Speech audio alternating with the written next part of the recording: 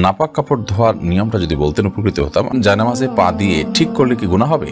জামাতের নামাজ যদি প্রথম 3 রাকাত না পাই তাহলে কি বাকি নামাজ কিভাবে পড়বো? কোরআন শরীফ চুমু দেওয়া যাবে কিনা? টাইগার বা স্পিড জাতীয় পানীয় খাওয়া যাবে কিনা? বউ কর্তৃক শ্বশুর শাশুড়ির খেদমত করা নাকি ইসলামে জায়েজ নাই, এ বিষয়ে বিস্তারিত জানতে চাই। মেয়েরা কি পিরিয়ড অবস্থায় হাদিসের বই ধরতে পারবে? অনেকে বলে আসরের নামাজ থেকে মাগরিব নামাজ পর্যন্ত কিছু না খেলে একটি রোজা হবে, এটা কতটা সত্য? না সহবাসের পর অনেক সময় গোসল না করেই আমরা কাঁথা গায়ে দিয়ে ঘুমাই, এক্ষেত্রে সেগুলো কি নাপাক হয়ে যাবে?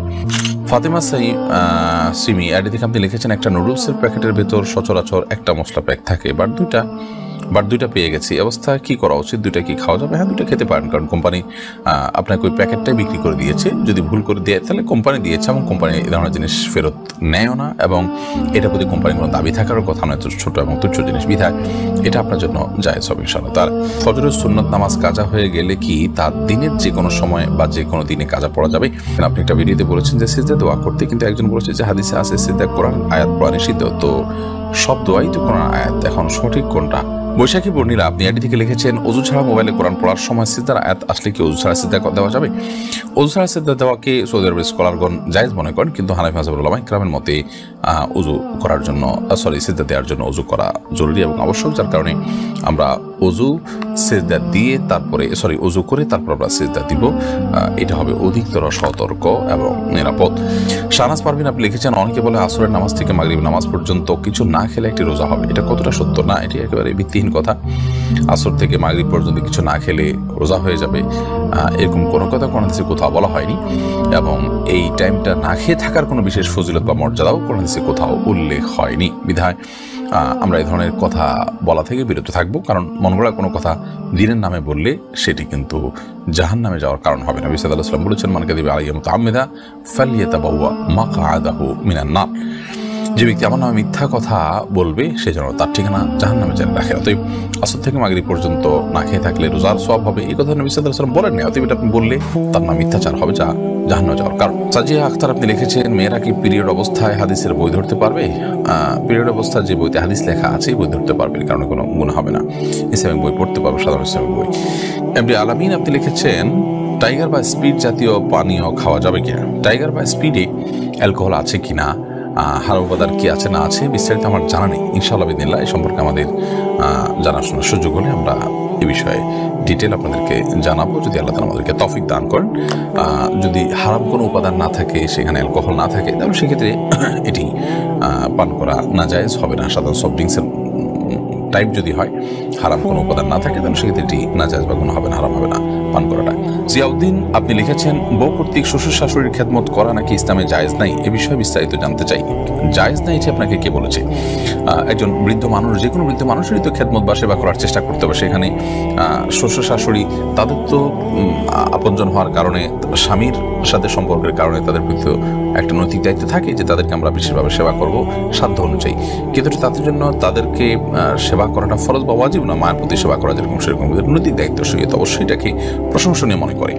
বাট খেদমত বলতে আপনি বুঝছেন যে শ্বশুরের শারীরিক খেদমত করা, তাহলে সেটা না জায়েজ হতে পারে, কারণ সেখানে আপনার ফিতনার কারণ হতে পারে এবং ফিতনার দিকে যেতে পারে এবং হারামের পথ উন্মুক্ত করতে পারে, অন্তত মানসিক জেনার পথ খুলতে পারে, সেই জন্য সেটি না জায়েজ হতে পারে। এমডি মকসেদুল মমিন আপনি লিখেছেন, ফজরের সুন্নত নামাজ কাজা হয়ে গেলে কি তার দিনের যে কোনো সময় বা যে কোনো দিনে কাজা পড়া যাবে?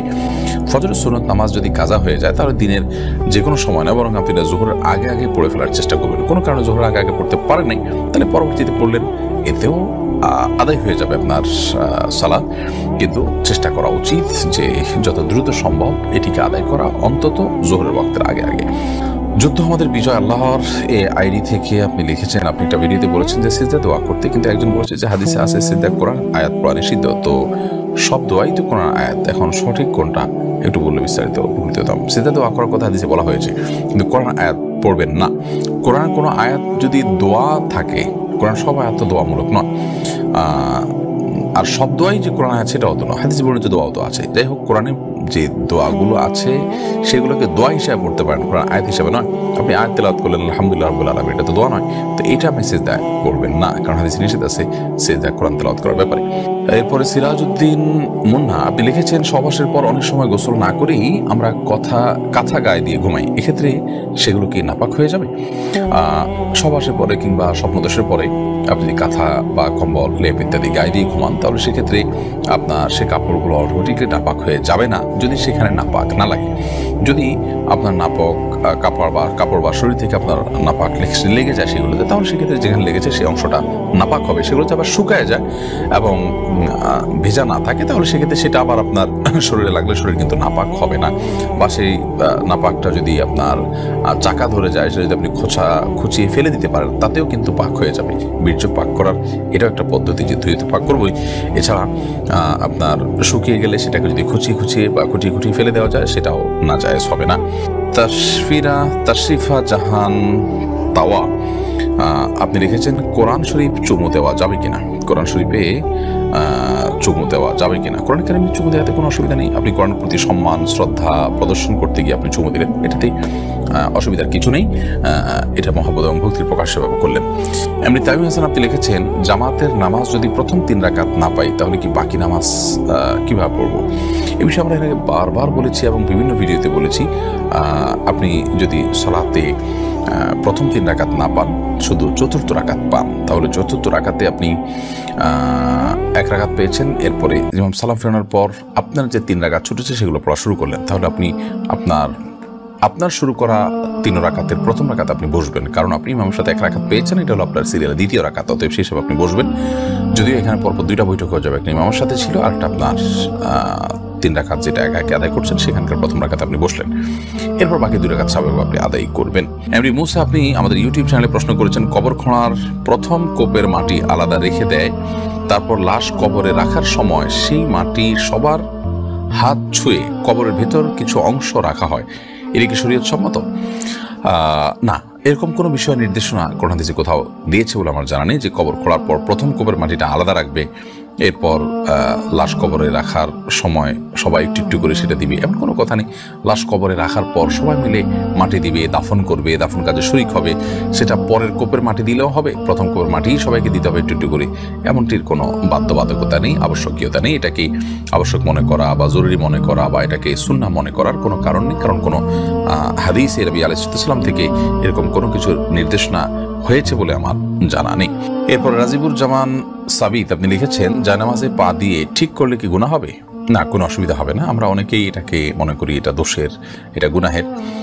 জায়নামাজের উপর আপনি পাও দিয়ে দাঁড়াচ্ছেন, তাহলে সেটাকে পাও দিয়ে যদি সোজা করেন, এদিক সেদিক আছে সেটাকে আপনি ঠিকঠাক করেন, তাহলে সেক্ষেত্রে কোনো গুনাহ হওয়ার কারণ নেই। আমরা অনেকে এটাকে গুনাহের কারণ মনে করি। হাত দিয়ে জানামাজ যেমন আপনি সোজা করতে পারেন, পাও দিয়ে করলেও কোনো অসুবিধা হবে না। এমনি আসাম হোসেন আপনি লিখেছেন, নাপাক কাপড় ধোয়ার নিয়মটা যদি বলতেন উপকৃত হতাম। আমি ডিশ বা বালতিতে পানি নিয়ে একবার ধুয়ে কাপড় চিপে নেই, আর ডিশ বা বালতি পানি ফেলে দিই, এরকম 3 বার ধুলে কি হবে? আপনি যখন টেপে ধোবেন তখন টেপের মধ্যে কাপড় ধুয়ে সেটাকে চিপে ফেলবেন এবং আবার ধুয়ে আবার চিপে ফেলবেন, আবার ধুয়ে আবার চিপে ফেলবেন, এভাবে আপনি চিপে ফেললে সেটা পাক হয়ে যাবে। আর যদি বালতিতে দেন, তাহলে বালতিতে ধোয়া বালতিতে পরিষ্কার পবিত্র বালতিতে পানি নিয়ে সেখানে আপনি কাপড় চুবিয়ে তুলে এরপর চিপে ফেললেন, এরপর পানি ফেলে আবার সেই পাক বালতিতে আবার আপনি পানি নিলেন। এভাবে আপনি যদি ধোন, তাহলে সেক্ষেত্রে কাপড় পাক হয়ে যাবে ইনশাআল্লাহ তাআলা। আর যদি কোথাও নাপাক লেগে থাকে, সে নাপাকটা চলে গেছে, দৃশ্যমান নাপাকটা দূর হয়ে গেছে, আপনি দেখেছেন, সেটার জন্য যতটুকু দরকার যদি একবার ধুইয়াও সেটাকে আপনি দূর করে ফেলতে পারেন, তাহলে এটা পাক হয়ে যাবে। আর যেটা অদৃশ্যমান নাপাক, দেখা যায় না, যেমন পেশাব কাপড় লাগলো কিন্তু কাপড়ের সাথে মিশে এটার কোনো আলামত না, একাকার হয়ে গেছে, তাহলে সেক্ষেত্রে এটাকে আপনি বিসমিল্লাহ বলে ধোবেন, 3 বার ধুলে সেটা পাক হয়ে যাবে ইনশাআল্লাহ তাআলা।